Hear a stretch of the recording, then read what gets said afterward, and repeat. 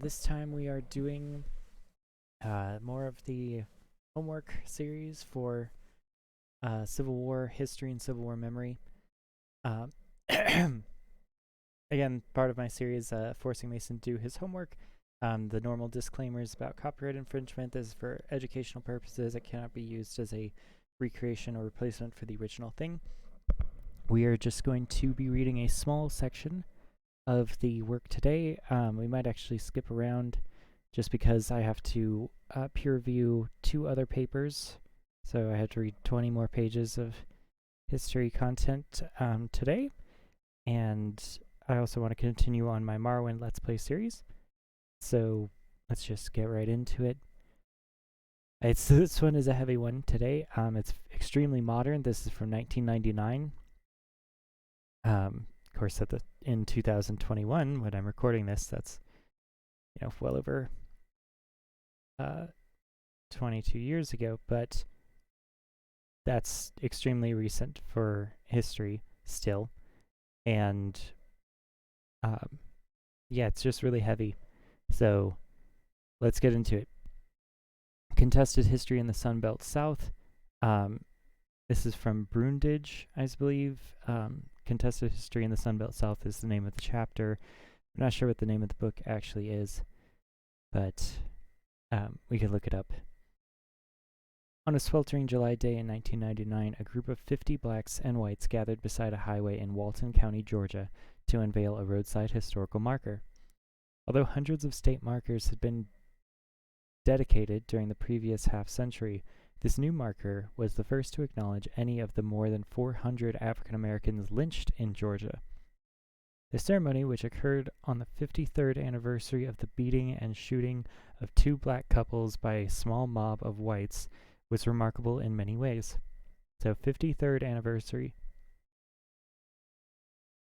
It was the result of an ongoing local campaign for racial reconciliation that included a memorial service for the lynching victims, the marking of their graves for the first time since their furtive burial in 1946. This is right after World War II. This is a period of racial tensions after World War II in which many white people sought to re-establish or recreate social dominance of hierarchy that had blurred those lines during World War II because all of the white men were out fighting. And also just like the 1940s are not that far away. People like to pretend that they are, but they're less than 100 years. So just kind of think about that. All right. And the establishment of a college scholarship fund for the public school graduates in the victims' honor. The group responsible for the marker was motivated by the conviction that acknowledgement of the region's tortured past was not only long overdue, it was also essential for improved race relations and civic harmony. A local newspaper agreed, editorializing that the best way to ease a wound is to treat it, not hope that it goes away. It is time to heal the wounds. Other Southerners turned to commemoration in the hopes of fostering racial reconciliation during the closing decade of the 20th century. But unpredictable fissures sometimes complicate these efforts. In 2000, the extended controversy in rural Caroline County, Virginia, just north of Richmond, erupted after the County Board of Supervisors refused to approve a proposed Black History monument that would have been erected in the county's courthouse square. Really? Several supervisors objected to the monument's commemoration of Gabriel's Rebellion, a failed slave revolt in 1800 that ended with the execution of dozens of alleged conspirators, including its purported leader, Gabriel Prosser. The supervisors subsequently rejected a proposal to commemorate Mildred and Richard Loving, a local interracial couple whose 1957 conviction for violating Virginia's ban on interracial marriage was overturned 10 years later by the U.S. Supreme Court in a landmark decision. Yo, what's up, Ghost? We're doing history homework. This is about racial memory in Virginia and Georgia, the American states, Virginia and Georgia, as recently as 2000 and 1999 as part of our Civil War history and memory course that I'm taking at the local university. Proponents of that monument then turned to the NAACP. This is the National Association Advancement for Colored People, which is an American racial group that has stood up for black people for a very long time. It's one of the primary ones, claiming that their equal protection guarantees as citizens had been violated by the county board, which imposed the standards on the black community monument that had not been applied to previous monuments, including the Confederate memorial that towered above the courthouse square. Okay, so this is, again, very interesting. So for white people, especially white Southerners, they love putting out Confederate monuments using federal money and state money and their own private money on public property, right, on government property. This monument is a black rebellion, Gabriel's Rebellion, that was trying to go up on state property, and they were like, you can't put up a monument to a rebellion. Rebellions can't possibly be something that you memorialize, right? Except that that's exactly what the Confederates like to call themselves, is rebels, right? So by putting up a monument that appeals to the non-state sanctioned violence action of rebellion when it's good for black people, it highlights why white people are so comfortable putting up Confederate statues right next to their locations. This is probably something that I'm going to comment on in my class.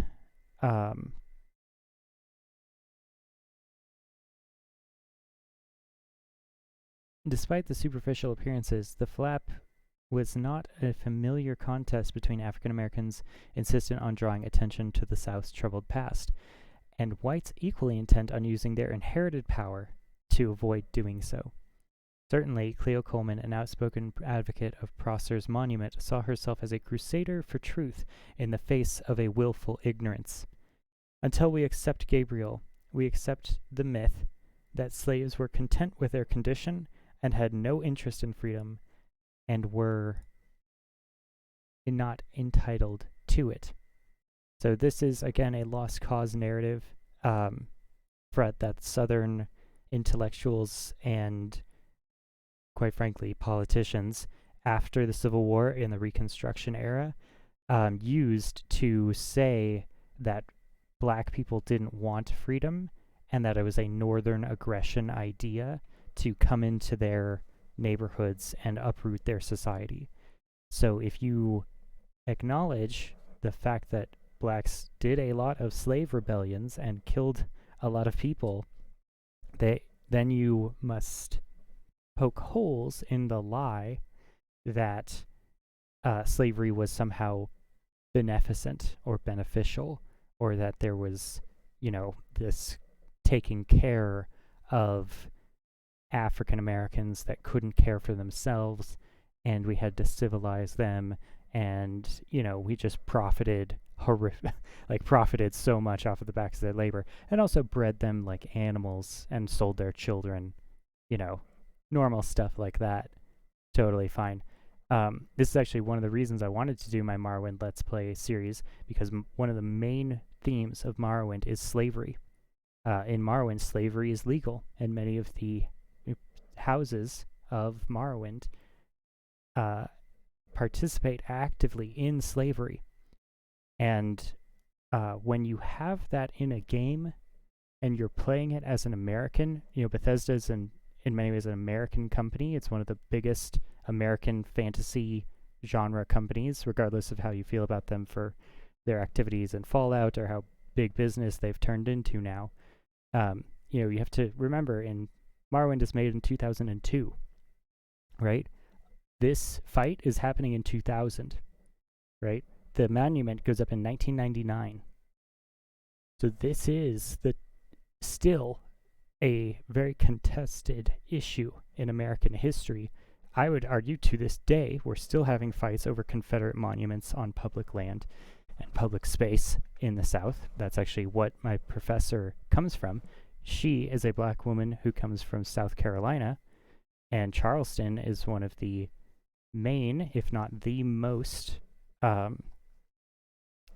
like contested hot topic battlegrounds for this idea about whether we should be celebrating and glorifying slave owners, and also rebels and traitors to the United States government officially, right? In America, we have a civil war that is pretty recent for us still, and people are still upset about it because it's about race, and race is still around, and racial violence is still around. Let's not forget, I've been reading this paper for 3 pages, and we already have, what is it, 4, like 2 black couples that are killed. And the idea of killing a couple is particularly heinous because you're killing the societal reproductive unit. You're killing the man and the woman, right? You're not separating women out from the violence like white Southern gentility wants to pretend that they do, where they're so honorable and they're so, polite to each other and all that stuff. Except when it comes to black people, at which point they just murder them. And that's one of the great lies that the South always has. And whenever you watch Gone with the Wind, or you enjoy Southern media for their down-home country fun and tea and biscuits and all that, just remember that under the surface of that is a eternal racial war that has been going on since the inception of the South in the first place. Or rather, I mean, not directly, but pretty much from like early 1600s on, and it got worse right up till 1865. Well, actually, I mean, it got even more worse after that. It just went submarine. It just went quieter. It just went non-legal with Jim Crow era laws. And to this day, we still have not fixed any of these problems. Like Martin Luther King Jr. didn't just fix it. He was assassinated. He was killed. He was murdered. All right, let's keep going.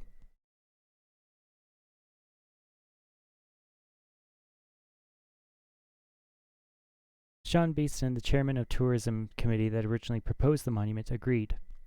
All we want to do is balance out how this story is told. With all the tributes to the Confederacy around here, many of us thought that there should be something more, something to celebrate what blacks had done in this country. Opponents of the monument also stood on principle, insisting that the monument glorified violence and inflamed racial tensions. That's one of my classmates made a comment. This is especially rich considering that it's under a monument literally to the Confederacy, which was responsible for one of the largest bleedings in American history of men and lives in the pursuit of the political cause of slavery. Really funny stuff. Calvin Taylor, one of the country's supervisors, explained, "We should have no part as a country in glorifying someone who wanted to kill whites and kidnap the governor." But the lines of arguments were predictable. Okay. Sorry, I have to comment on that. That's horrific. That's particularly egregious. I don't know if I should comment on Calvin Taylor's comments. God, it's if you get into a history book recorded for saying something super racist,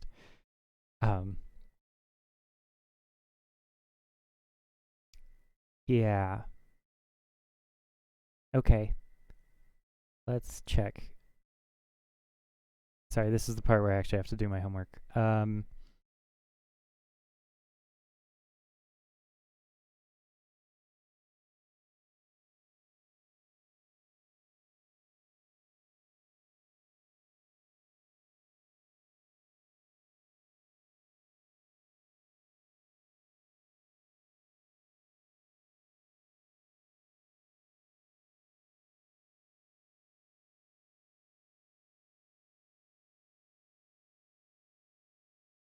And also, interracial couples are a particular point of study when it comes to race relations in the South, because it's one thing to not have slavery, and it's another thing to have actual equality in local families, which is often tested by whether you'll let a black person marry your daughter.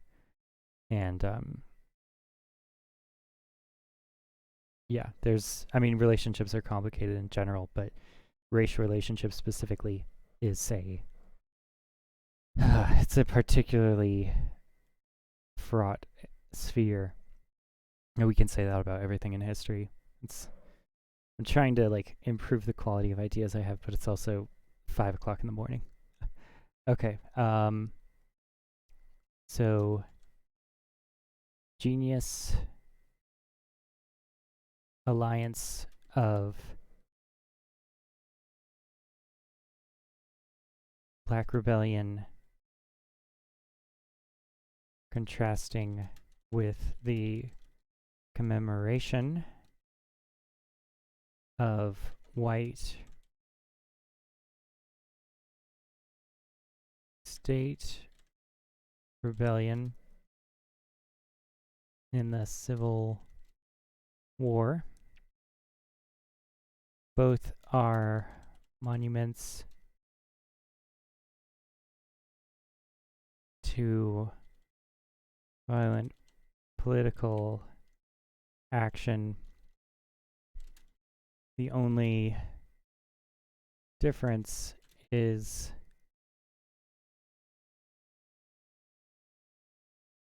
which racial group would have benefited from a rebellion if the rebellion had succeeded.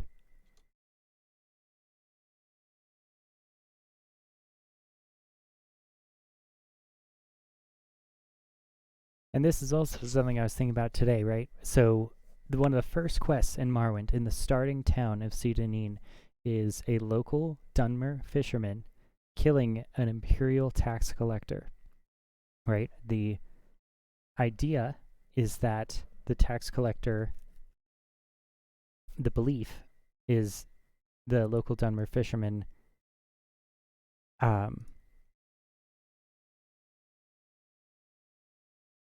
killed the tax collector because he believed he was exploiting the local people. And you have a choice in the dialogue about whether to accept that and agree with him and say that you're going to shield him from the government officials and government authority that would obviously like to see him punished for that crime. Or if you don't believe him and you he attacks you and you kill him, right? In the game, I sided with the Imperials, right? I said that even if someone is exploiting you for taxation, you shouldn't be allowed to kill them. And this opens an eternal question that I have just in general about history, which is how much does someone have to steal from you before you kill them, right? And in certain states in America, you have stand your ground laws, which is, anything. That if you're in your home, you kill any intruder to your home. Usually, with a gun. The cultural commentary that is in Morrowind is right away. It's not separate from the main story. It's not separate from the main quest. It's the first thing that you see, basically, when you get to Morrowind is racial violence and racial class structure and constant commentaries about the organization of politics and power and money in this world. And guess what the Imperials reward you with if you do what they want? They reward you with septums. They reward you with gold. They reward you with their currency, right? And the reason that that's good is because you can spend it at any place, which is one of the key advantages that imperialism has. If you know anything about the British silver, sterling marks. Um, the key advantage that they have is there's a British center of exchange for British silver in many of the major trade ports all over the world, which got everyone to just, as a way of being easier, default to using their currency, their money, because it was standardized and you could always exchange it. And to this day, right, everyone in Marwent uses the septims as the currency.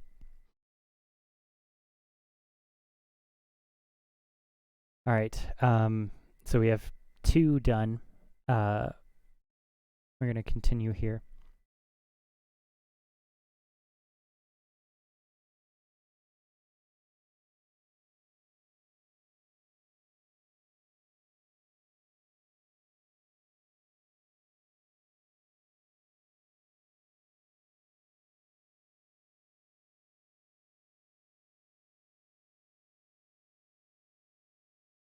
All right, the lines of argument were predictable, but the race of the combatants was not. Beeson, one of the monument's most ardent champions, was a white Alabamian who had moved to the country after achieving prominence in the national anti-abortion movement. Great. Isn't it fantastic when you can just track a conservative's political career?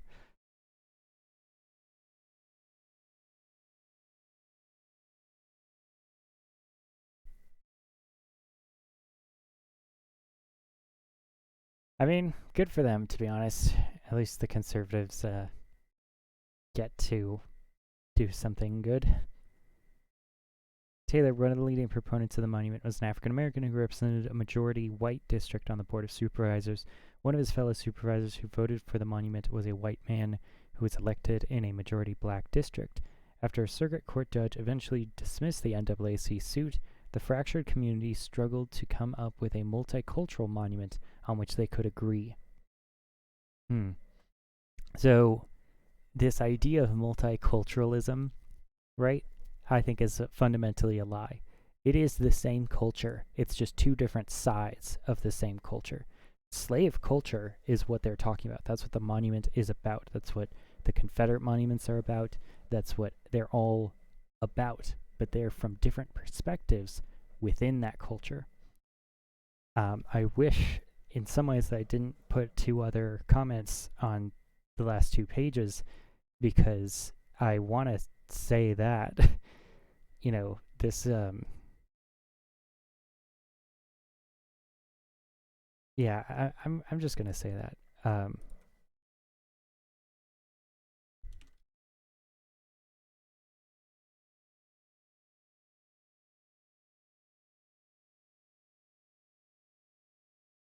a misnomer here.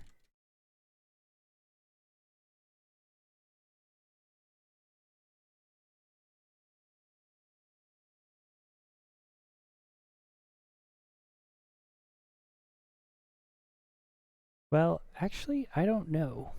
I don't know if that's correct, because it could be.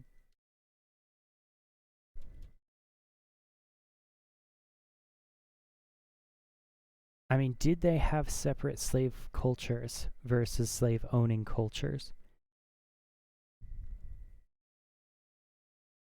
It's still interesting enough that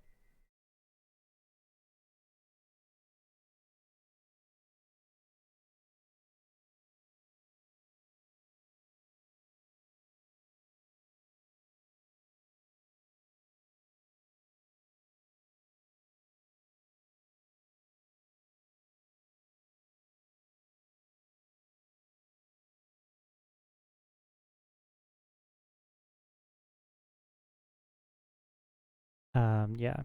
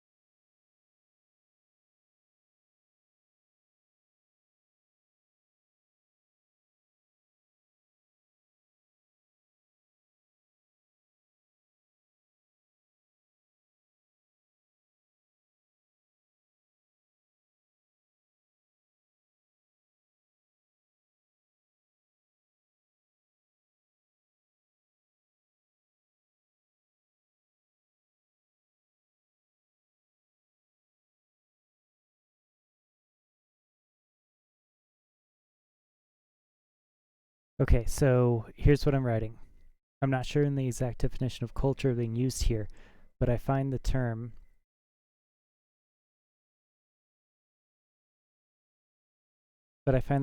multicultural suspect here.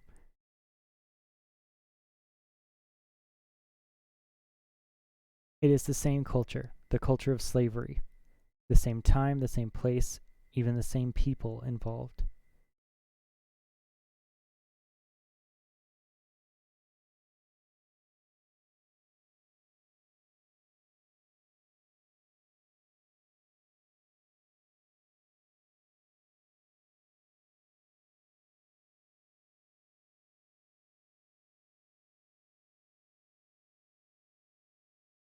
The same power relationships, power dynamics.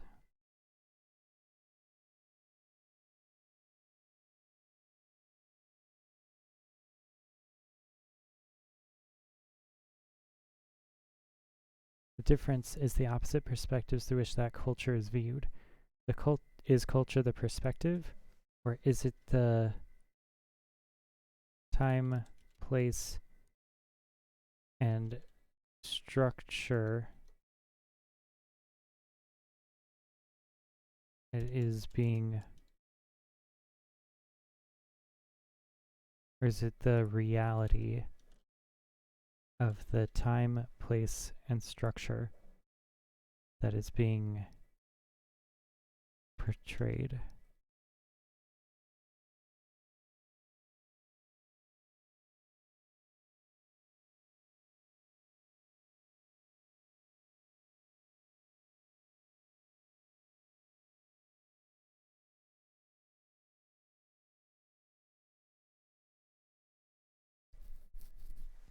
Okay. All right, so we are technically now done with our history homework. It's just on the first 3 pages, and I don't like doing that because there's no way for the teacher to know that I did the other reading or did most of the other work. Personally, we should all be working on our papers a lot this week anyway, so the readings have taken in some ways a backseat to me writing my own paper and, you know, being responsible and editing the papers of my peers. But that's why there's only one reading for this week. But still, you know, it's what's it, 20? So it's 23 pages, so that's 46. It's 46 pages of reading is what we were assigned, and we gotten through 3 of them in 30 minutes. So we could probably go faster, like 10. Okay, I don't know how to organize this later. I don't know if my audience is going to be interested in reading the entire thing. I certainly can't for copyright reasons. So let's I don't know. If you're listening to this and you want me to read the rest of the chapters on actual horrific Southern racial history, feel free to comment, like, comment, and subscribe to Southern racism. Awesome.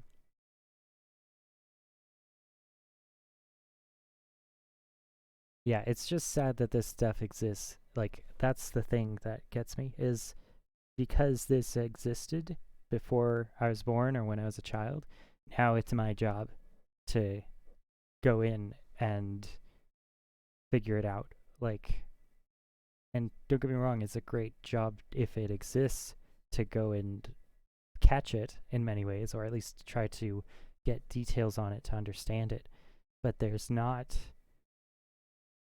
the solutions are so big, it feels like you can't do anything. So you just kind of keep your head down and keep working on the stuff that you can work on. And right now, that might look like continuing reading. Okay, so let's keep going. Yet even while these efforts hint at new alliances and new conversations about the region's past, time-worn controversies still have the capacity to reopen wounds. Bitter arguments rife with emotional language and one-dimensional caricatures have grabbed the headlines. The stakes are clear to a large numbers of Southerners, white and black, who agree about perhaps only one thing: the continuing relevance of history for the contemporary South. Recurring controversies surrounding Confederate History Month in Virginia are illustrative. Governor George Allen's proclamation honoring the Confederacy in 1997 prompted Linda Bird Hardin, the state director of the NAACP, to denounce it as deceptive, fascist, and racist, and to demand the governor's immediate resignation. So, Governor George Allen made a proclamation honoring the Confederacy as recently as 1997. 3 years later, in 2000, when Allen's successor, James Gilmore, proclaimed Confederate History Month, Gerald O'Glenn, pastor of the Black Church in suburban Richmond, wondered why government officials declared special commemorations to glorify those who battled to keep us in shackles and slave shanties.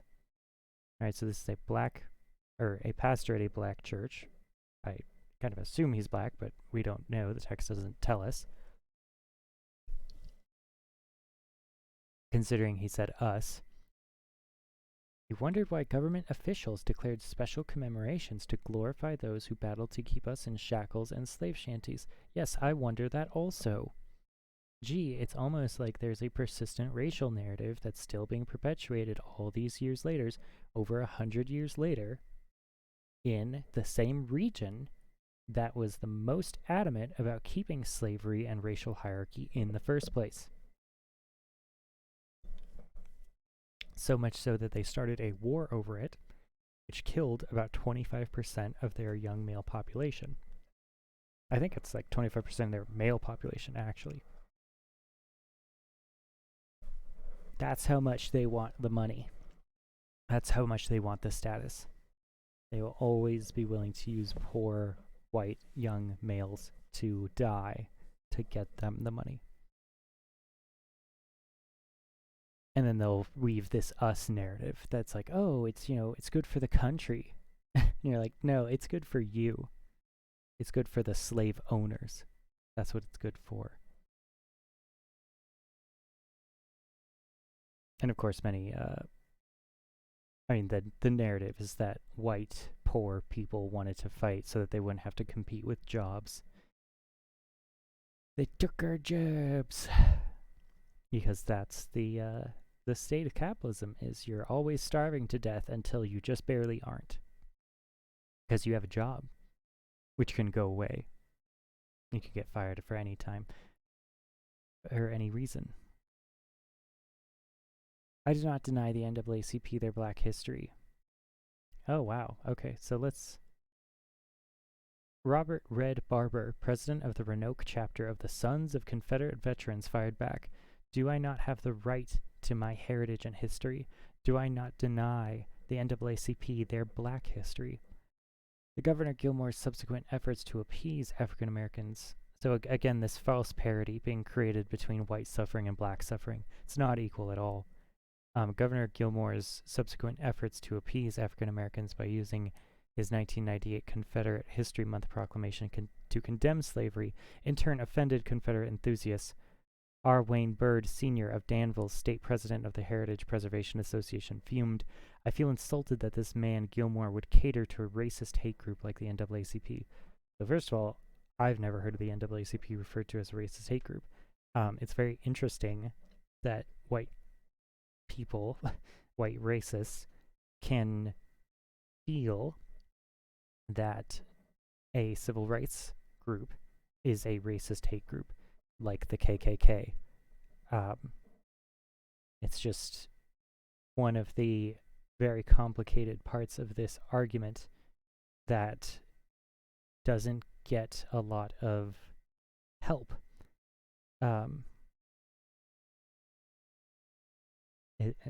I guess there's no control. There's no coming together and agreeing on terms.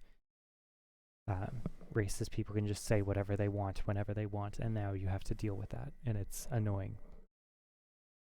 Alright, he and other defenders of Southern heritage, quote-unquote, warned that Gilmore would suffer for his shameful attempt to pander to black groups. Okay, so threats, that's always fun. The solemn unveiling of a highway marker in rural Georgia, the confusing ruckus in a rural Virginia county, the barrage of perspective surrounding Confederate History Month exemplify contemporary contests over the Southern past. Controversy, of course, is not new. From the first celebrants of the Emancipation Day to the present, white and black Southerners have labored to advance and enshrine their preferred interpretations of the region's history. Contemporary disputes are continuous of this long-established struggle over the control and meaning of the South's past. Yet significant changes, especially in the relative power of the participants, are evident in present-day contests. Defenders of white Southern historical narratives are now challenged by Southerners whose competing claims are accorded greater respect than at any time in the region's past. Yes, finally, liberalism is finally happening to the region after decades and decades and decades of conservative control. And of course, I don't mean Democrat control, because Dixiecrats are some of the worst proponents of this before the 1960s.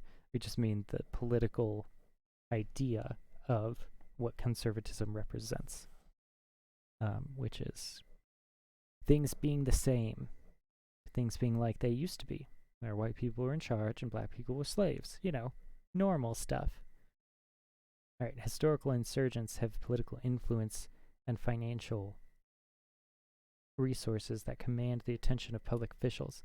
As a result, the recalled past that prevails in the Southern schools, museums, and civic spaces is under broader revision than at any time since the Civil War. That's exciting. What once were exclusive and enduring preserves of white memory now increasingly acknowledge the past that they had for so long both ignored and suppressed. Desegregation necessarily raised questions about the symbolic content of previously segregated spaces in the South. Addressing the preponderance of white memory in the region's public space was never a major focus of the civil rights activists, who predictably concentrated on more immediate concerns, like being able to go into hotels or eat at counters for white patrons, like being able to ride on the bus in whatever seat they wanted, basic things like that. Things like getting into the same schools as white schools, or getting into colleges at all. Those types of things. They acknowledged, assailed, and regretted the Southern past, but they directed their energies against conspicuous mechanisms of white supremacy that were currently being active in their time period, above all segregated education, voting restrictions, and public segregation and economic discrimination. Yeah, not being able to get a loan for your house. They assumed that once they had uprooted the institutional foundations of white power, its cultural detritus in time would be swept aside as well. White intransience, is that intra? Yeah, I think it's intransience, impeded but could not, sorry, I'm going to look this up. I don't like not having words that I don't know.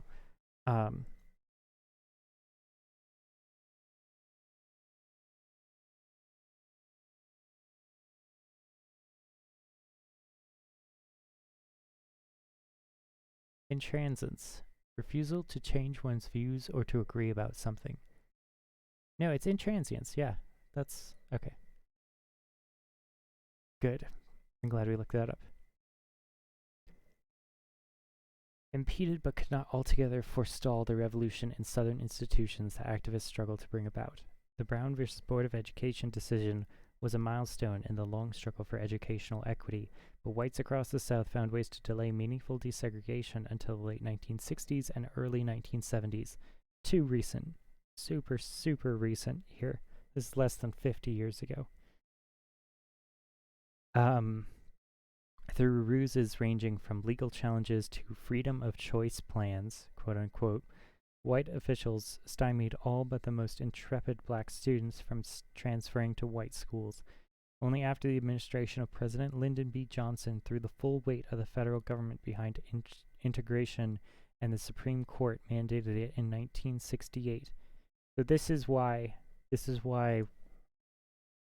liberalism is important, is because it takes a democratic president to literally force people to do things with federal troops again in the South to combat one of the greatest blights in American history, which is the prevailing, always on idea of racism in every region, but more specifically in this instance, which is not to disparage the other ones, but it is to acknowledge this one, the idea of black slavery, black rights in the Civil War and the Confederacy in the South. That should always be at the forefront of American historical minds. It's one of the great scars of our country. All right, the full weight of federal government behind the integration, and the Supreme Court mandated it in 1968. Did Southern white resistance crumble and the school desegregation take place? The end of legal exclusion, whether in public schools or facilities, entailed much more than merely legalizing the physical proximity of blacks and whites in public areas.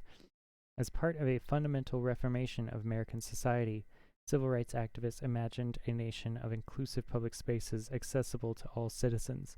The Supreme Court acknowledged as much when it banned segregated public schools in 1954. Jeez.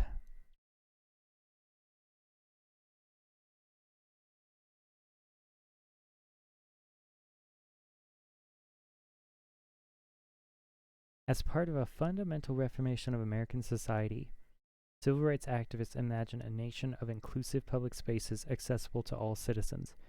Like, it's so heartbreaking that is a fundamental reformation of American society in the 50s. It banned public segregated schools in 1954, but the South still clung to it until the early 1970s. It took 24 years. Many of the people listening to this video are on the internet, on YouTube or Twitch, might not be much older than 24. They're 26, is it? Yeah. But it's not precise for, different regions go through it at different times. But about 24 years, right? Physical proximity, that could be someone's whole life. Physical proximity was a precondition for racial equality and, more broadly, meaningful interaction across race lines. Shared civic spaces, the court posited, were essential to shared culture. When school desegregation finally occurred, it transformed the cultural resources that Southerners, both white and black, had fashioned over the previous century. In a region where texts and curricula had long been subject to the scrutiny of the UDC, the United Daughters of the Confederacy, and their ilk, it was a small revolution when white students began to encounter classroom materials and lessons that promoted racial tolerance and equality. Yeah, gee, I wonder why the United Daughters of the Confederacy would have kept that out of Southern public school curriculum. I actually have some texts from the 1950s UDC that are basically like Baby's First Guide to Racism. It's for 5th graders, and it talks about how God made all the 4 different races, red, yellow, black, and white, and how how the white ones are in charge and have to lead the black ones, and it's really flatly and obviously racist, and it's super horrible. And they use religion to do it. Never underestimate politics' ability to use religion to get what they want, or vice versa, I suppose. They work together. Isn't that great? Isn't that great that you're born into a world that has a long, long history of these major powers that have influenced and shaped and changed culture and history for thousands of years before you were born, and you just get to deal with that? That you just are forced to participate in this environment that you can't escape, where you have to confront these massive power titans, these monsters, these giants, in ways that can't be adequately challenged by individuals. That's fun. And if you don't do it, sometimes they kill you. Yeah, sometimes they just lynch you on the side of the street, like if you're an interracial couple. That's fun. What a good world, America. Good job. All right. Integrated schools also exposed white students to black teachers and students whose talents contradicted racial stereotypes. Black students likewise found themselves in unfamiliar environments where they had to access to superior resources and expanded curricula that had previously distinguished white schools. The unforeseen consequences of merging thousands of schools, I don't know if they're unforeseen, but the consequences of merging thousands of schools, tens of thousands of educators, and millions of students were inevitably jarring. I would be the first to tell you that would be jarring. Some hardships, however, were the result of conscious design. One integration became inevitable, or once integration became inevitable, white educators and politicians were intent on controlling the process and ensuring that blacks bore the heaviest costs of these, and without question, they did. You just have to take a moment sometimes in history and just be like, why are they being mean? Like, why, when you do this politically to a group of people that were historically enslaved, you have to acknowledge that you're participating in the race war on purpose on your side of the fence. Like, you know what I mean? Like, this idea of a zero-sum game where if white people lose something, like, or the only way for black people to gain something is for white people to lose it, is just, like, you have to be really irresponsible and immoral to continue to force black children to suffer relative to everyone else. Schooled by Jim Crow to expect the worst, black educators during the 1950s and early 1960s anticipated that once integration began, they might face intimidation, dismissal, demotion at the hands of white administrators. Leroy Campbell, principal of a black high school in Statesville, North Carolina, quickly discerned a pattern. The trend was that almost all schools that were segregated took from the black schools and added to the white schools. We knew we were going to pay the price. But even he did not envision the cumulative cost of integration for African American educators in schools.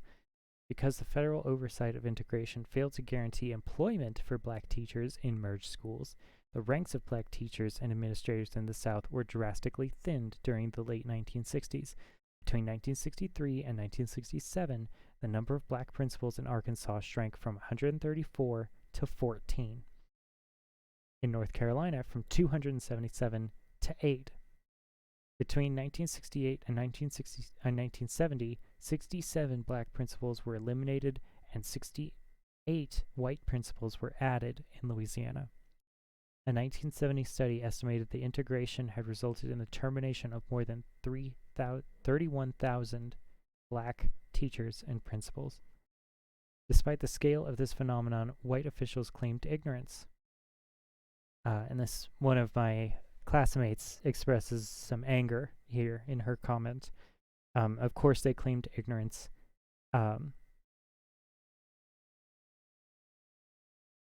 It's easier to just say you don't know or don't realize it than to own up the fact that they put tens of thousands of black teachers and principals out of jobs. I feel like this limited black students on seeing people who looked like them in leadership roles and probably discouraged many kids from pursuing careers in education because of it. Yeah, absolutely. I mean, why would you? Right, that's the thing, is when you make the world horrible, why do people want to be in it?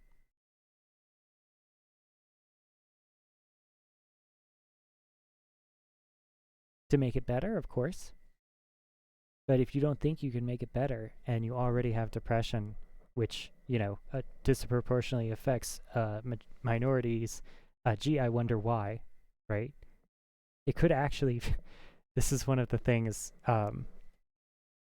there's an academic who did a safe spaces debate in London, and he is a, kind of a self-termed social psychologist, and he talks about the massive increase in anxiety and depression in universities and colleges And he says it's because we're shielding our students from all these people, right? It's because they're too fragile. They're not exposed to hardship enough to be able to deal with the real world, quote unquote, right? It's this constant millennial idea of, millennials can't be adults, they can't handle it, they're not, willing and able to work or to like endure hardship. And my point is that millennials are one of the only generations that have actually begun to acknowledge what the hardship actually was in the world and come to terms and not hide and run from the reality of what humans have been doing to each other for so long, right? The World War II generation didn't have to learn about World War II because they were there, they were in it, right? They were fighting it. It was happening to them in their own ways, right? And many of them suffered the consequence of PTSD because of that, which showed itself in dozens of alcoholism, massive volumes of like violence in the home, and every generation has their version of that and their version of wars. But it's one thing to triumphantly struggle through something or to like just survive, and it's another thing to mourn. You can't mourn when you're surviving. Your body and your brain does not work that way. Mourning only comes after the fact, when you're safe again to mourn. And the traumatized criticizing the mourning, I think, is such a unfortunate misunderstanding between the generations, that there's this almost need or desire for some of them to not acknowledge the often more complex and complicated, potentially more disparate or spaced out traumas that are currently happening to this generation, from finally understanding climate change to dealing with what society is made of, the like pathological warfare on the working class that is happening, where no one can get full-time jobs. They just get barely under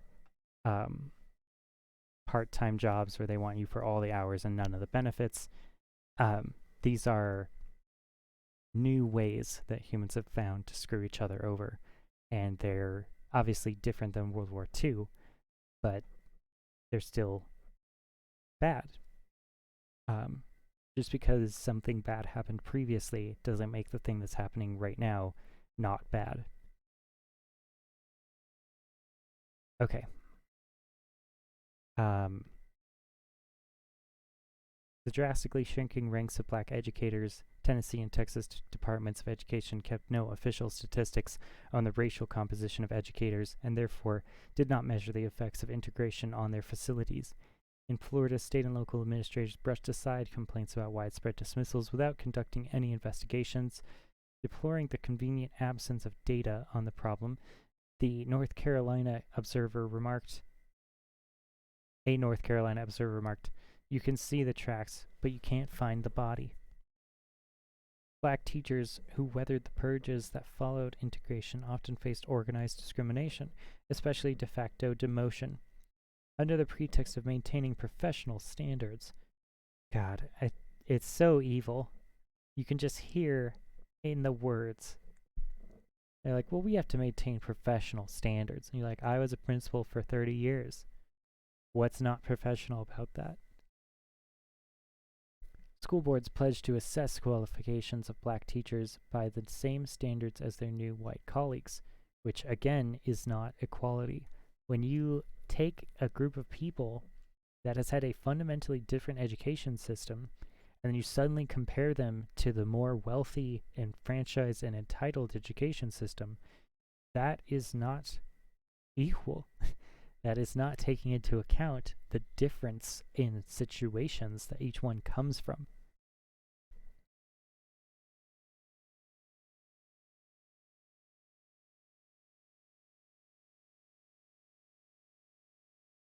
School boards and teachers eager to defend white seniority and power, however, discounted black teachers' training and experience. Black principals were routinely demoted or given figurehead status. With gallows humor, black educators joked about black principals who were promoted to assistant to the superintendent in charge of light bulbs and erasers. Dorothy Reedus Robinson, a Texas teacher, recalled black principals who drove buses while wearing the title assistant superintendent or executive assistant. Jesus. At times, black teachers found themselves ensnared in bureaucratic subterfuge, seemingly drawn from the pages of Franz Kafka. School boards demoted experienced black teachers who specialized in advanced subjects to teaching introductory subjects. A black teacher whose competence was English, for instance, might be assigned to teach math in an integrated school and then would be dismissed for incompetence in her new subject. And even when qualified black teachers were not fired or driven to retirement, they often were transferred to majority white schools, leaving less competent white teachers to fill their former assignments. As the cost of integration became clear, black educators looked to their teachers' associations for redress. But these remnants of segregation, which were in process of being merged with white teachers' associations, were frail defenders of black teachers. In 1964, in the interest of social justice and maximizing the influence of teachers, the National Education Association voted to abolish segregated teachers' associations. The merging of white and black associations entailed more than distributing positions of authority and creating biracial memberships. During Jim Crow, white and black associations had developed sharply divergent cultures that defied easy amalgamation. As if to avoid controversy, white associations scrupulously focused on narrow professional issues, such as working conditions and salaries. Black associations, in contrast, pursued far broader agendas and sometimes were at the forefront of voting rights campaigns and civil rights agitation in general. The Virginia Teachers Association, for instance, virtually became a voting rights organization during the 1940s, as did the Louisiana Education Association. In the words of the LEA's president, Alphone Jackson Jr., it functioned with equal vigor in the area of civil and human rights, conducting voter education and registration campaigns while also fighting for school desegregation and equal pay for black teachers. In addition, black teachers groups promoted curricula attuned to their communities. Their support for Negro History Week and their close relationship to the Association for the Study of Negro Life and History, the ANSLH, were only two expressions of this commitment. Black educators were wary of surrendering the reform traditions of their organizations, but the merger of black and white teachers' organizations and the shrinking ranks of black teachers deprived activist educators of much of their former influence. In some instances, they negotiated recognition for their long-standing reform commitments into the merger with their white counterparts. Recognition of their long-standing reform commitments into the merger with their white counterparts. Interesting. The Black Alabama State Teachers Association, for example, insisted that the previously all-white Alabama Education Association agreed to support Negro History Week and to fund the ASNLH, but such legalisms could not compensate for blacks becoming a minority in both the membership and the leadership of the merged associations. Henceforth, to the extent that teachers' associations acknowledged activist traditions, it was largely with nostalgia. Okay, so this is about 10 pages in. We're going to take a break. We've been doing this for an hour, and if we keep going, we don't want to run into any copyright problems. All right, so I think that's it for me. We'll pick this back up later, or we'll keep doing Morrowind. I also need to do other work for other students' papers, and that's what the homework is for today. And it is currently 5:46 a.m. Okay. All right. Well, I hope if anyone's listening that they enjoyed it. I will see you later. Remember to try to keep educating yourself. It is literally what life is made of. And yeah, I just hope to have been useful. Okie doke. I will see you later. Peace.